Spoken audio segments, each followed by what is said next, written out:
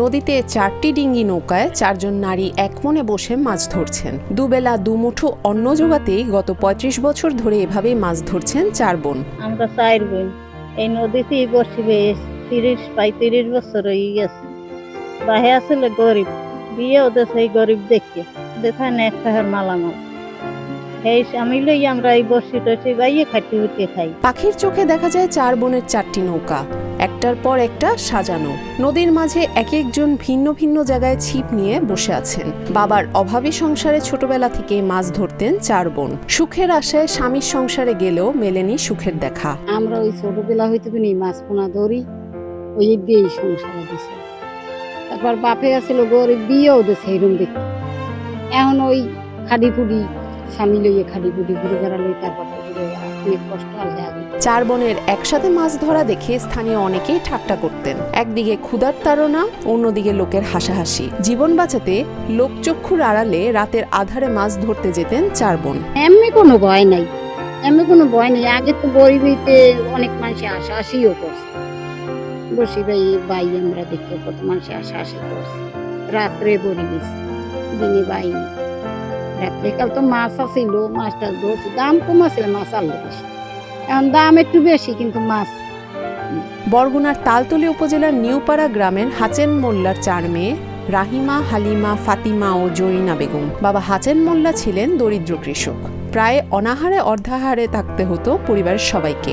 এমন সময় 4 মেয়েকে রেখে মারা যান হাচেনের স্ত্রী। বাধ্য হয়ে 4 মেয়ের বাল্য বিয়ে দেন হাচেন মোল্লা। আমার মা মারা গেছে ছোটকালে।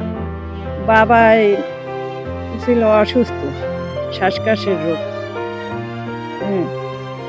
মা মারা গেছে পর ওই বাবা নিজে বিয়ে কর নাই, হ্যাঁ পঙ্গু অবস্থায় রয়েছে। খাটতে ফিরতে বাবার লগে খাইছি, বাবার লগে লগে বান্ড রাখছে, আমরা মাছ ধরছি। বিয়ের পরেও অভাব পিছু ছাড়েনি তাদের। জীবিকার তাগিদে খরস্রোতা পায়রা ও আন্ধারমানিক নদীতে জাল ও বড়শি দিয়ে মাছ শিকার শুরু করেন 4 বোন। সেই মাছ বিক্রি করে ছেলে মেয়েদের মুখে অন্ন তুলে দেন তারা। স্বামী পুরা আধভাঙ্গা এই লই এই দিন মজুরি কাজ করে মাছ ধরি, আটাই ধরি, জাহিজ টানিয়ে ধরি, বড়শি বেয়ে ধরি, যে কালে যে সময় পারি বিকেলে সেরকম মাছ ধরি। আমরা এই ভেবি দিন কাটাই, এরকম করিয়েই আমরা খাই। আমরা এই বহুত কষ্টে আছি, নামাজ রোজা ঠিকভাবে করতে পারি না। দিনভর মাছ শিকার করে তাদের দৈনিক আয় 300 থেকে 400 টাকা। তবে কখনো কখনো খালি হাতেও ফিরতে হয় তাদের।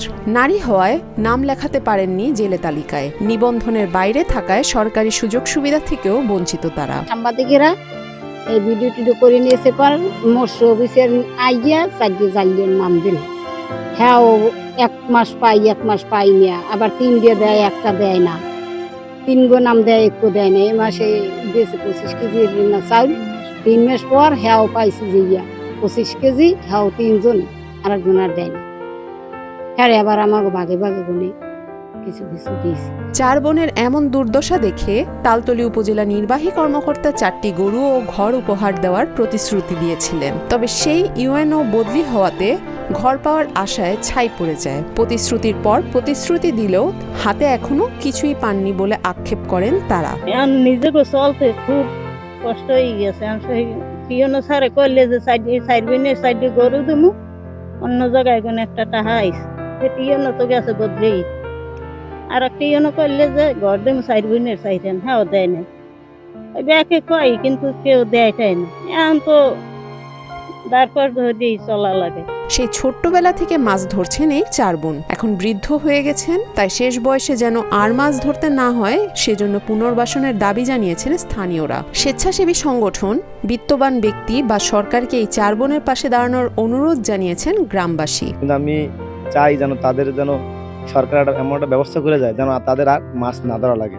মাছ ধরতে তারা বৃদ্ধ হয়ে গেছে, তাদের এখন পুনর্বাসন দরকার। তারা যেন সরকার থেকে কিছু একটা অনুদান পায়, যেন তারা ভবিষ্যতে জীবনযাপন করতে পারে। মোটামুটি পর্যায়ে সরকারের যদি কিবা স্থানীয় কিবা কোনো মান্যগণ্য যদি 5 জন থাকে, এরা যদি একটা কুলাগো যদি ধরাই দিতে, তখন এরা করে একটা প্রতিষ্ঠান করলেও এরা খাইতে পারত। মৎস্য বিভাগের যে অনুদান তা শুধু ইলিশ জেলেদের দেওয়া হয় বলে জানান বরগুনা জেলা মৎস্য কর্মকর্তা মহসিন। জেলে তালিকায় অন্তর্ভুক্ত করতে না পারলেও এই 4 বোনকে বিভিন্নভাবে সহযোগিতার কথা জানান এই কর্মকর্তা। আমরা যে সাহায্যটা দিয়ে থাকি সেটা নর্মালি ইলিশ জেলেদের জন্য এবং সমুদ্রগামী জেলেদের জন্য। হ্যাঁ, বড়শি দিয়ে যিনি মাছ ধরেন তিনি তো অবশ্যই জেলে, কারণ জেলের যে সংজ্ঞা তাদের বড়শিও আছে। আমরা একটু আলোচনা করি, আমি ম্যাজিস্ট্রেট কথা বলেছি, মধ্যে সাথে কথা বলেছি, আমাদের অফিসার আছেন তালতম তার সাথে কথা বলেছি। দেখি আমরা সবাই মিলে কোনো একটা ওয়ে আউট করতে পারি কিনা, তাদের কিভাবে আমরা তাদের পাশে দাঁড়াতে পারি।